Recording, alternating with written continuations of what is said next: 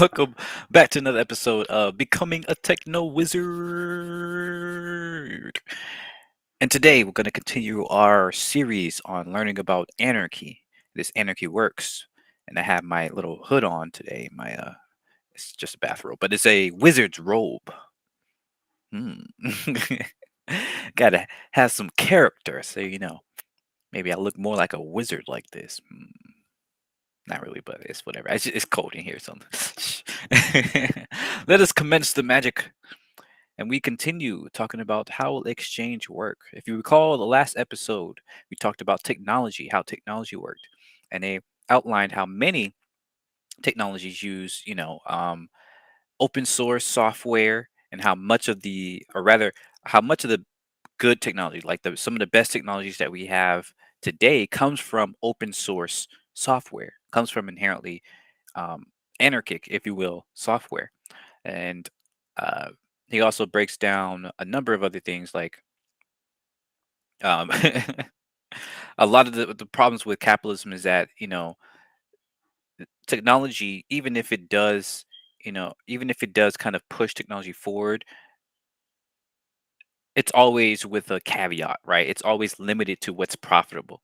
Most technology kind of gets handicapped or otherwise limited because it's not profitable or in order to make it profitable. So that's always a great thing to keep in mind. And I think people often kind of like we hear all the time causation does not or correlation does not mean causation. And the same thing goes for technology. Just because we've had technological progress in the last couple hundred years associated with capitalism does not necessarily mean that capitalism has caused that technological progress, right? Because a lot of this progress has happened despite capitalism. Again, because a lot of this technology was not profitable, right?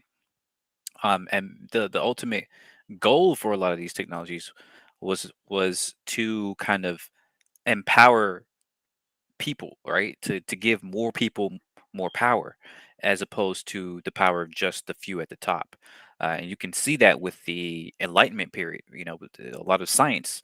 A lot of that came from people questioning or wanting to question the church and the religious kind of idea of how the world worked, and wanted to challenge the nobility, right?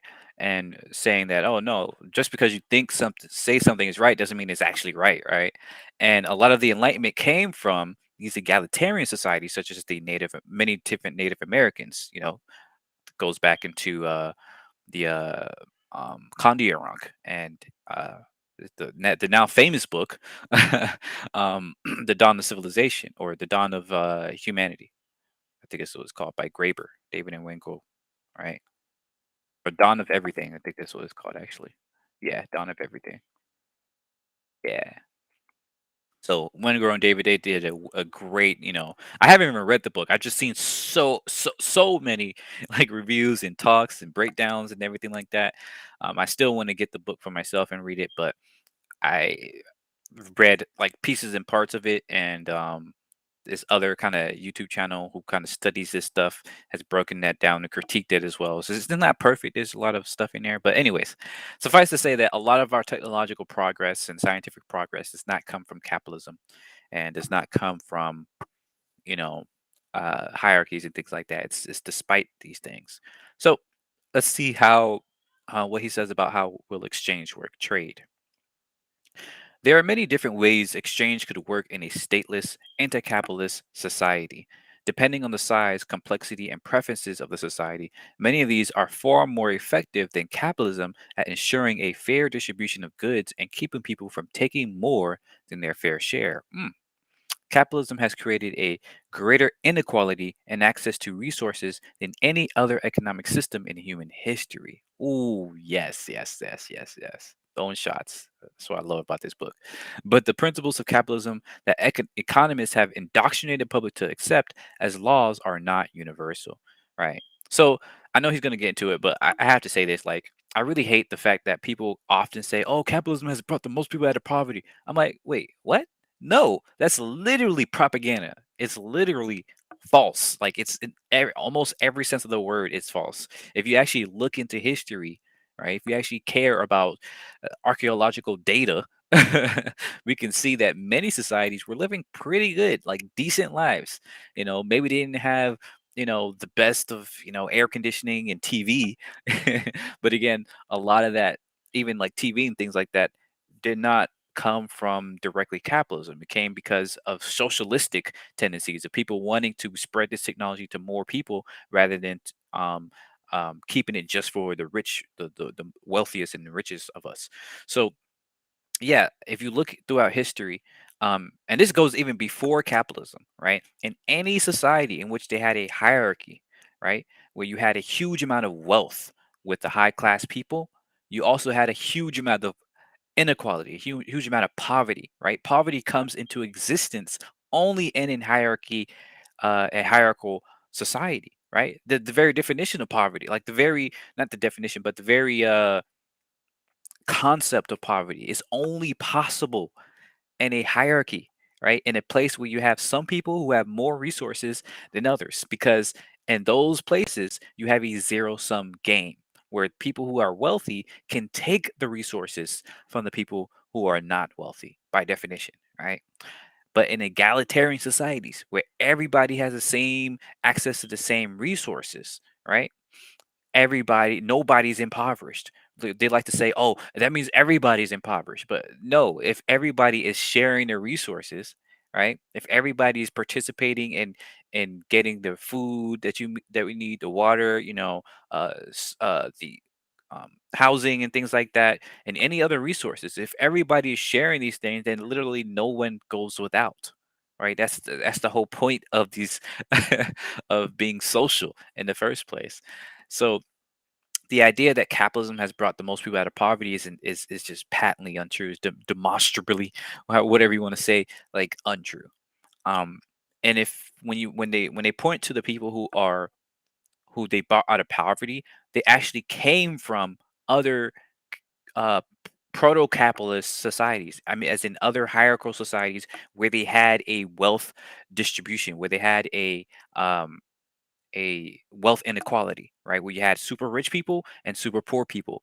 And those places that were already hierarchical, sure, capitalism has brought some of those people, out of poverty, but it also created way more, right? Because it's the very nature of poverty in which you can privatize capital, you can privatize property, right?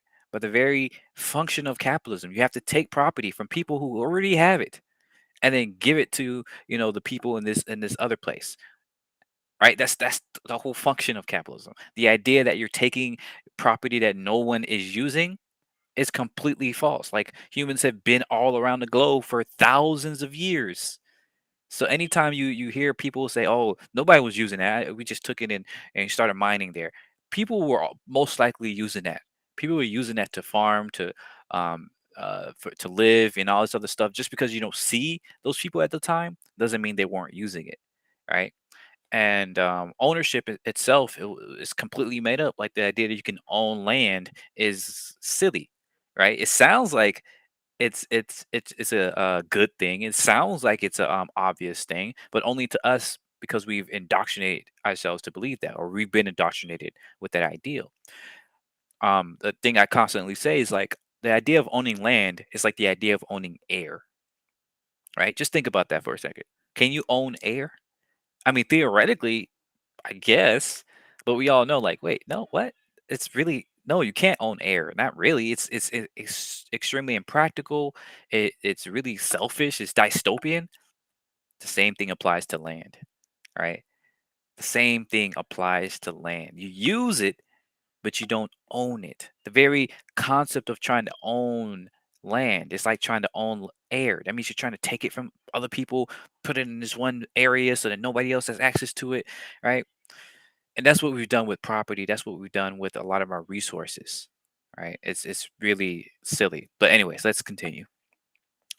Many societies have traditionally used gift economies, yes, which can take many different forms. In societies with a modest amount of social stratification, the wealthier families maintain their status by giving gifts, yeah, their reciprocation, holding lavish feasts, and spreading their wealth. In some some cases, they risk the they risk the wrath of others if they are not generous enough. Other and this is a I think what's his name? What's his name? Famous annoying dude. Pete Davidson? No, that's not his name. Shoot. I forget his name, but people talk about him all the time. But they point to the fact that because you have to, in order to be wealthy, you have to be generous or whatever. Um, that kind of proves that inequality was always there or hierarchy is always there. But no, it doesn't. These are kind of a method to keep people right from realizing how unfair and bad the situation is. By default, people are inherently um, egalitarian, right? They want justice and to be fair and things like that. And it's a form of appeasement, right? This generosity. It's not real kind of altruism. It's appeasement. It's realizing that okay, you have to give people a little bit so they won't come and take the rest of the stuff that you've already taken. So he's probably going to go into that too, but that's an important thing to recall. Other gift economies are barely or not at all stratified. The participants simply disown the concept of property, right, and give and take social wealth freely. And this, in his diary, Columbus remarked with amazement that the first indigenous people he encountered in the Caribbean had no sense of property, right? What did I say? and gave willingly of all they had. Indeed, they came bearing gifts to greet their strange visitors. In such a society, no one could be poor. See, now after hundreds of years of genocide and capitalist development, many parts of the Americas have some of the starkest wealth gaps in the world. Right. In Argentina, poor people initiated a massive barter network that grew enormously after the economic collapse in 2001 and rendered capitalist forms of exchange unworkable. The barter system evolved from simple swap meets and a huge network involving an estimated 3 million members trading goods and services. Everything from homemade crafts, food, and clothing to language lessons. Even doctors, manufacturers, and some railways participated. An estimated 10 million people were supported by the barter network at its peak. That's amazing. That is amazing. The Barter Club facilitated exchange by developing a credit currency system. As the network grew and the capitalist crisis deepened, the network was beset by a number of problems, including people, often from outside the network, stealing or forging the currency. Several years later, oh, excuse me. After the economy stabilized under President Kirchner, the Barter Club shrank, but still retained a huge membership considering it was an alternative economy in the country that was once a model for neoliberal capitalism. Rather than giving up, remaining members developed a number of solutions to the problems they had encountered, such as limiting membership to producers so the network is only used by those who contribute to it. Right? And that's the big thing, too.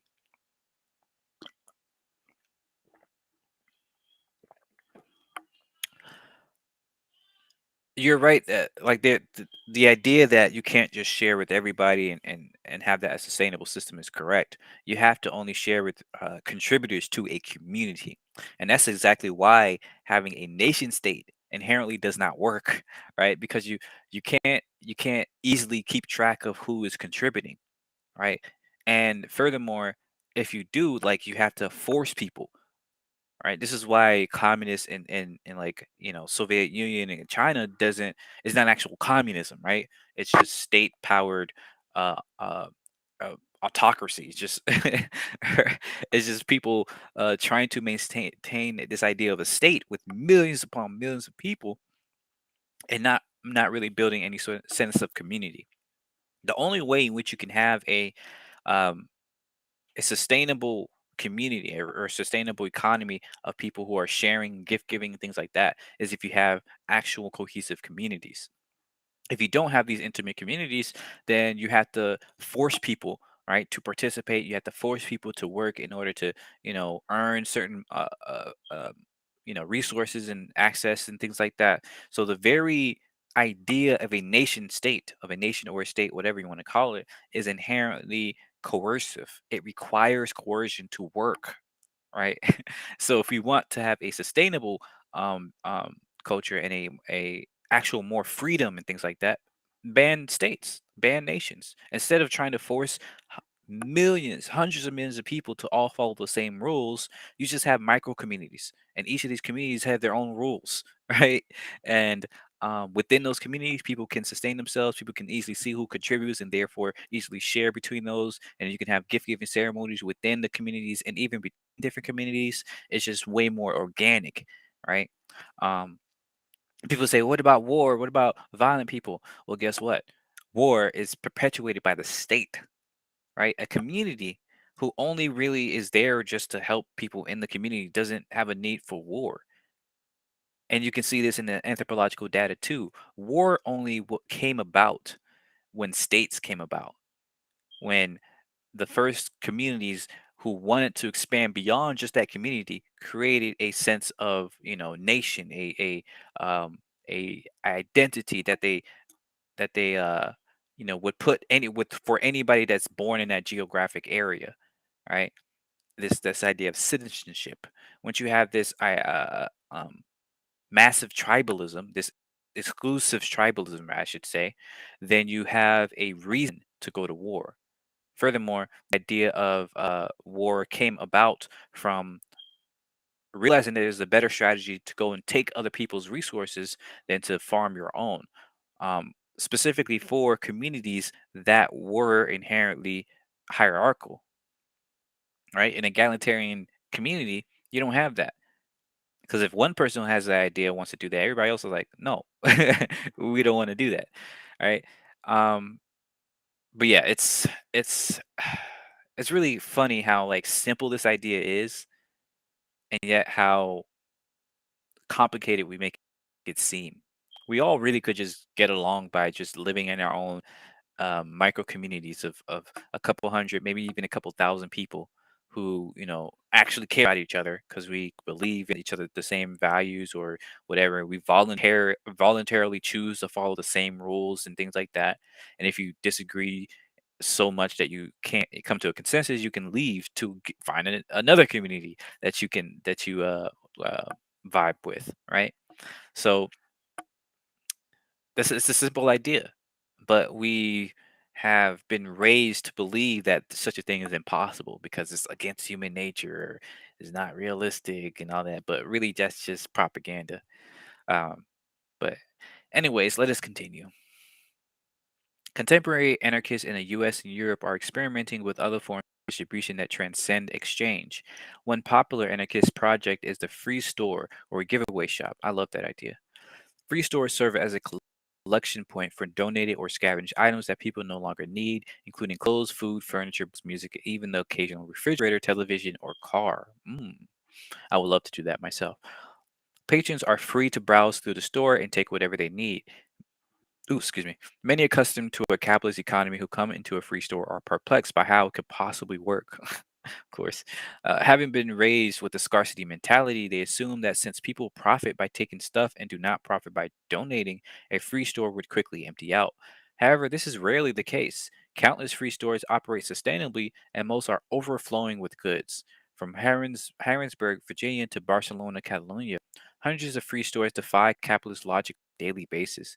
The Weggy Winkel giveaway shop in Groningen, Netherlands, has operated out of squatted buildings for over 3 years, opening twice a week to give away free clothes, books, furniture, and other items. Other free stores hold fundraisers if they have to pay for rent.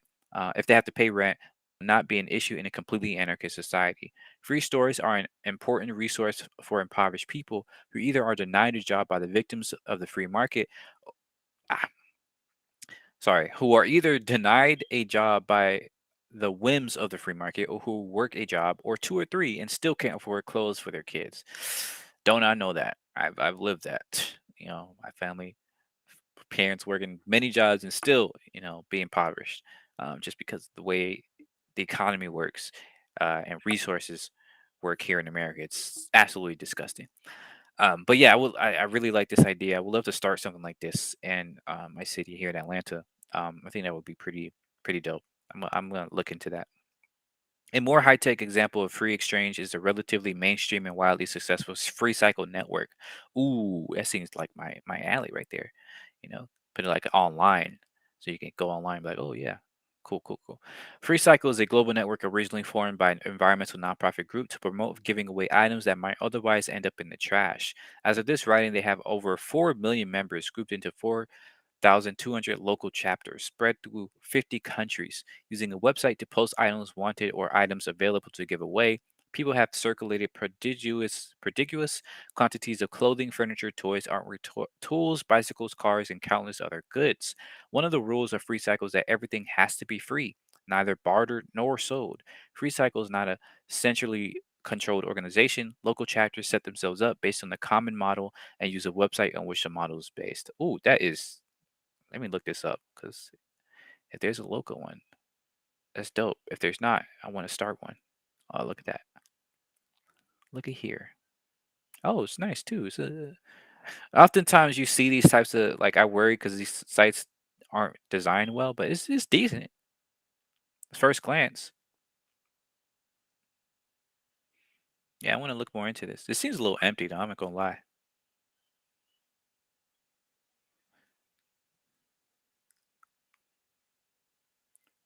Yeah, it seems empty.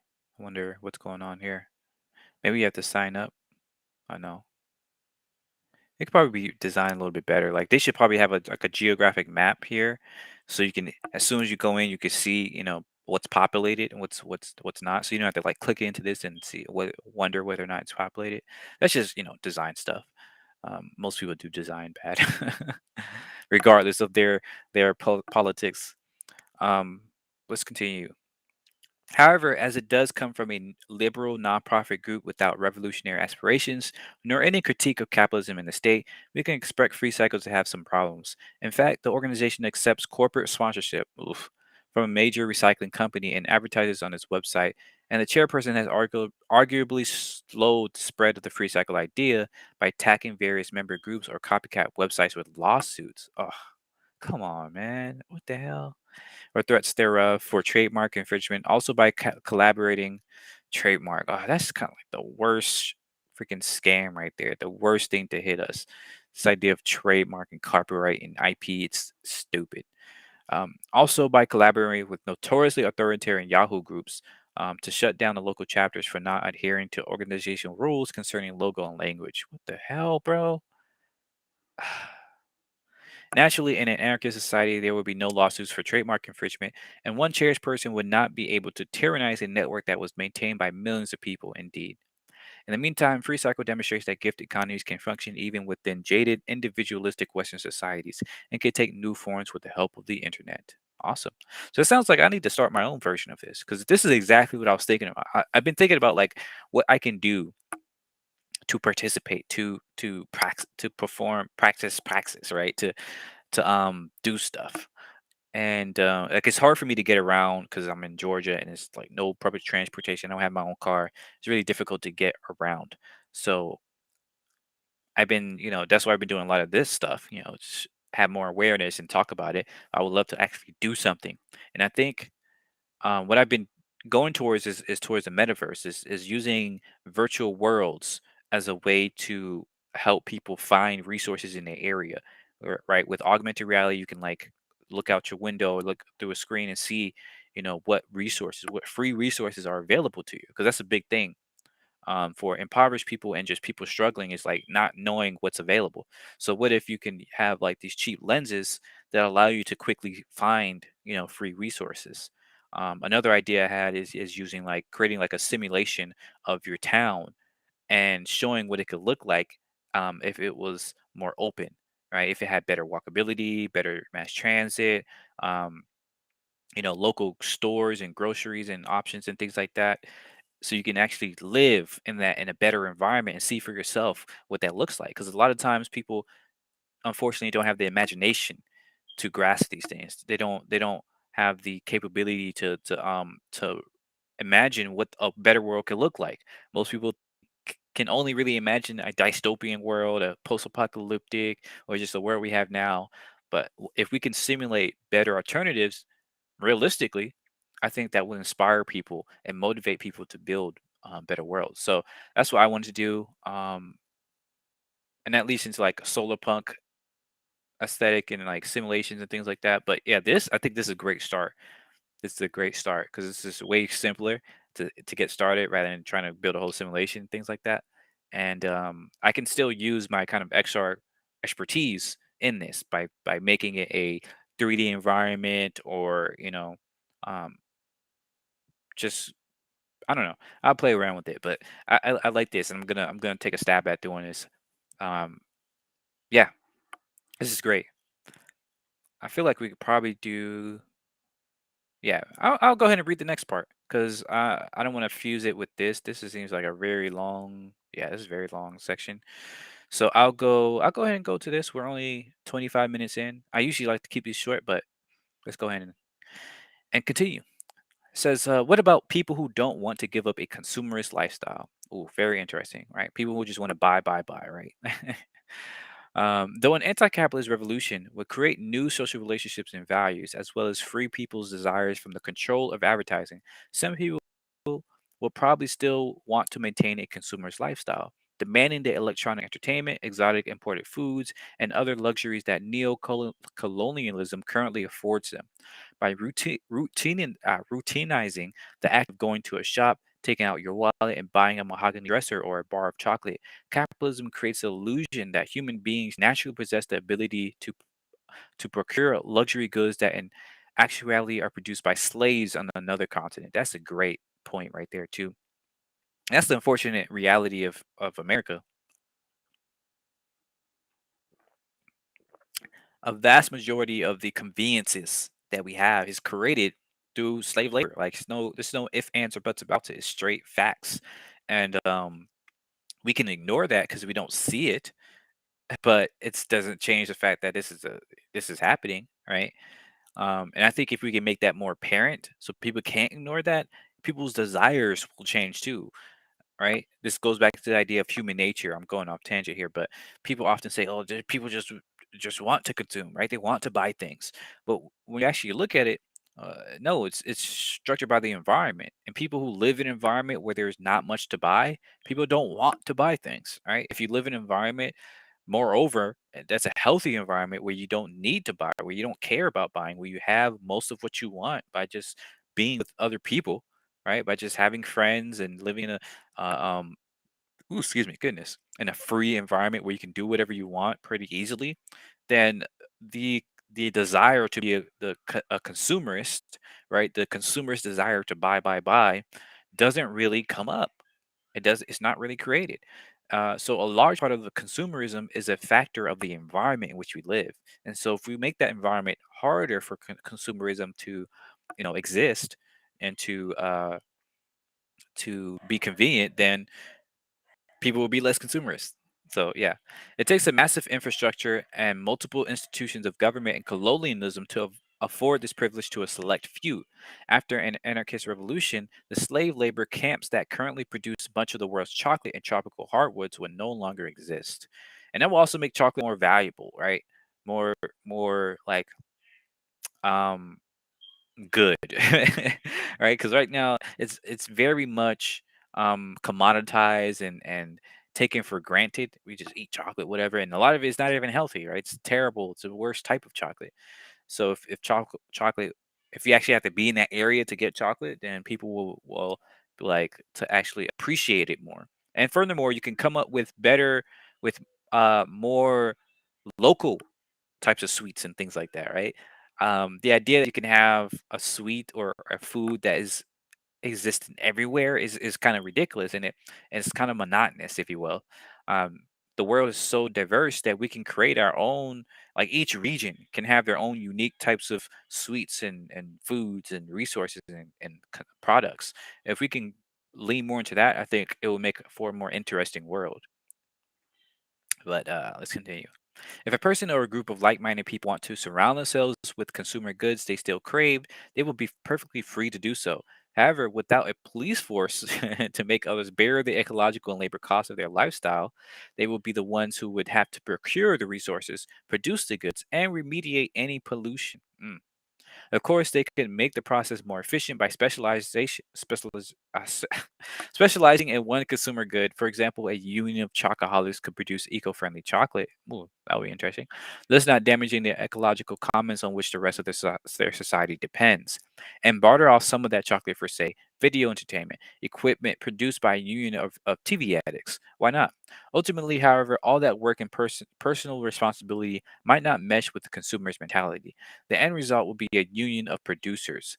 When people have to take responsibility for all the costs of their own actions, right? It removes the pathological insulation from consequences which lies at the root of the bourgeois whims. Bourgeoisie, the bourgeois, yeah. The result is carefully weighed, mature desires, right? It's a factor of the environment. Oh, that's my alarm. Gotta wrap this up. In anarchist revolutions and stateless non capitalist societies throughout history, people used what they could make themselves or trade for from neighboring societies. In the Argentina factory takeovers, various occupied factories began trading their products with one another, allowing the workers access to a variety of mature manufactured goods. And many of the collectives of the 1936 Spanish Revolution, communities decided together how much and what kinds of consumption they could collectively afford. By replacing wages with coupons redeemable for goods at the communal depot, everyone had a voice in determining how many coupons of various types a person could get. And naturally, they were free to trade their coupons with others. So someone who preferred more of one thing, say cloth, could get more by trading the coupons for something they didn't mind missing, like eggs. Thus, there is no imposition of Spartan uniformity, as in some communist states, right? Exactly. People are free to pursue the lifestyle they want, but only if they can personally bear the cost of it. They are not able to exploit other people, rob their resources, or poison their land to get it. That's so freaking beautiful, right? Great to freaking talk about, because a huge reason why we have so much stuff is because we don't have the consequences of getting that stuff in front of us.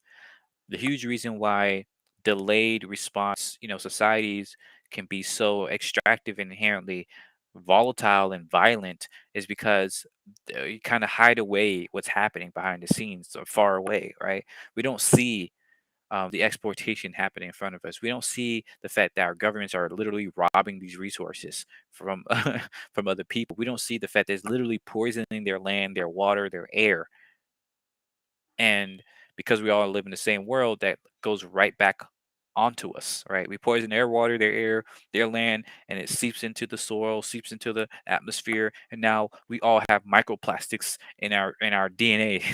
Like, look it up. Like, it's the scientists are super concerned right now because it seems like a lot of people are being born with microplastics in our freaking bodies, and it's affecting our everything from like our neurochemistry to autoimmune diseases, and all this other stuff. Like, it's crazy the amount of pollution that's happening, and a lot of that comes from the fact that we don't the a lot of the producers don't face the consequences, a lot of the consumers don't face the consequences of their consumption, of their production, of their capitalization. So we need to do better, y'all. We need to do way, way better. But that's it for today. As always, thanks for listening. Thanks for watching. Please let me know your thoughts. I would love to hear what you think about this stuff. I know this is hard for people to really take in if you're new to this, um, especially if you've been indoctrinated for so long by our way of life in America or in other quote unquote developed worlds. Whatever some bullshit that means, but it's hard to really take this stuff in. So I urge you to take some time and really think about this stuff, to do your own research, to read through this on your own time if you like. And if you have questions, feel free in the comments. I'm always happy to have some meaningful, actually good conversations, not some bullcrap spam stuff, but like some meaningful dialectics, if you will. So yeah, thanks for listening. See my big head. Yeah, my wizard robe. Thanks again. Have a great day. See ya. Bye bye.